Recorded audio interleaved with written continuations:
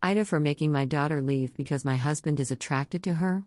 I, 55F, have been married to my husband and my daughter's stepdad, 63M, for 4 years. My 23-year daughter and I have a complicated relationship. She has been diagnosed with dissociative identity disorder. She has a lot of trauma from watching me and my husband's horrible marriage go down and was bullied in school. When she told me she was being bullied by peers, my view that all children are innocents really tied my hands because I told her that if I said anything to them, I would be an adult harassing a child. She has blamed me for that ever since. And keeps referring to this one time where the kids at school called her trash due to the fact that she wasn't taking care of her hygiene due to depression.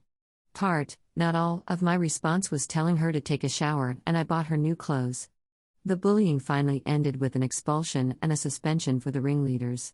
She still throws the fact that a school clinic volunteer told her that if she was their kid she'd have permission to punch back if administrators didn't do anything. I thought that having her live with me while she finishes school and gets a job would help heal some childhood wounds of my second husband, and I modeled a healthy relationship. However, my daughter now doesn't get along with my husband. She is a very introverted, creative person who likes immersing herself in escapism. So she'd get annoyed if she was sitting eating alone and my husband would sit across from her and eat, saying she ate later so she could eat alone. However, my husband started acting distant from me and my daughter complained that his eyes lingered for too long.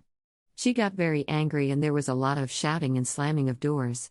Finally, my husband admitted he's attracted to her and it's hard to be around her all day.